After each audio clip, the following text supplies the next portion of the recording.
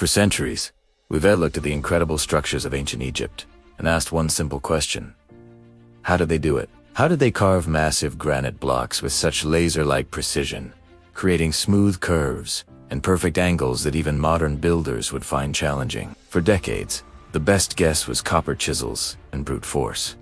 But that theory never quite added up. Copper is a soft metal, and granite is one of the hardest stones on Earth. The math just didn't work. But now, a groundbreaking discovery is flipping everything we thought we knew on its head. And the truth is far more ingenious than anyone ever imagined. Archaeologists were stumped by mysterious tool marks found on granite blocks in temples and tombs. These marks were too smooth, too precise to have been made by simple hand tools. They didn't match the jagged, uneven gouges that copper chisels would leave behind. It was a puzzle that fueled all sorts of wild theories, from lost technologies to extraterrestrial help. But the real answer was buried in the sand, waiting to be found.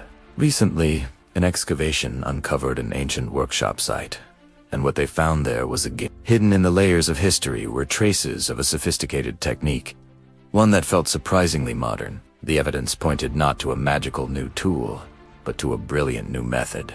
Researchers discovered microscopic particles of quartz sand embedded in the grooves of half-finished stones. This wasn't just random sand blown in by the desert wind. It was part of a process. This led to a new hypothesis. The ancient Egyptians were masters of abrasive cutting. They weren't just chipping away at the stone. They were slicing through it. The theory goes like this.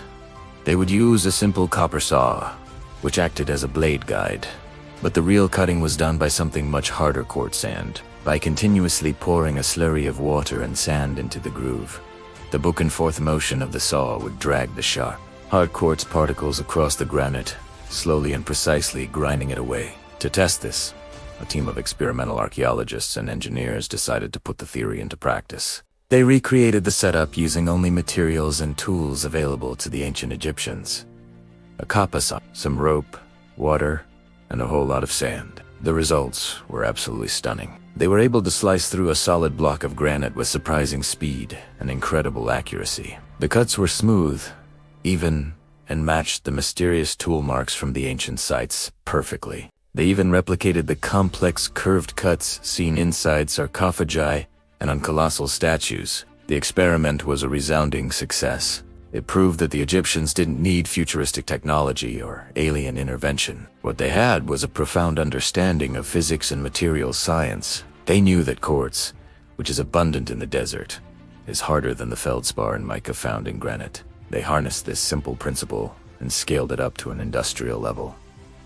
This single innovation explains so much. It tells us how they were able to quarry and shape the massive obelisks that still stand today, some weighing over 1,000 tons. It explains how they hollowed out solid granite sarcophagi with perfectly flat interior walls, a feat that would be incredibly difficult without this technique. Think about the sheer brilliance of it. Instead of trying to find a material harder than granite to make a tool from, which they didn't have, they used the environment around them. They weaponized sand.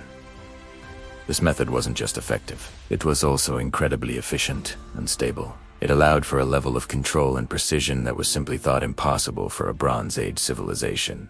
The discovery has sent shockwaves through the worlds of history and engineering. It forces us to rewrite the textbooks on ancient craftsmanship. These weren't just builders. They were scientists and engineers of the highest order. They were innovators who solved complex problems with elegant, simple solutions. This changes our perception of the ancient Egyptians. We often think of their achievements in terms of monumental scale and manpower, imagining tens of thousands of workers toiling under the sun. And while manpower was crucial, this discovery shows that their success was equally driven by it was about working smarter, not just harder. Their ability to organize labor on a massive scale was matched by their technical ingenuity. This wasn't just about building big. It was about building with a level of sophistication that we are only now beginning to fully appreciate. The implications are huge.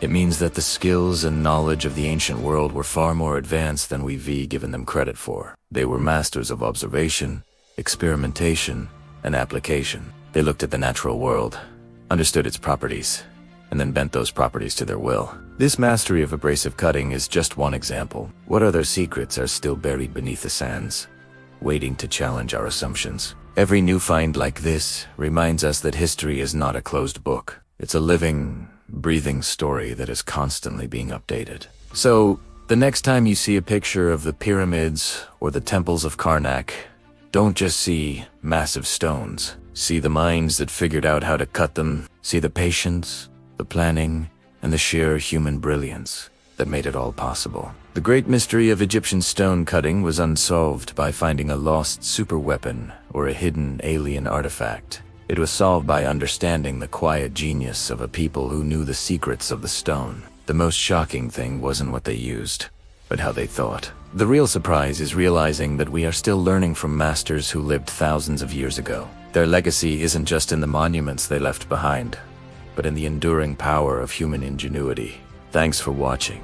If you found this as fascinating as I did, make sure to like this video and subscribe to our channel for more journeys into the mysteries of the ancient world. See you next time.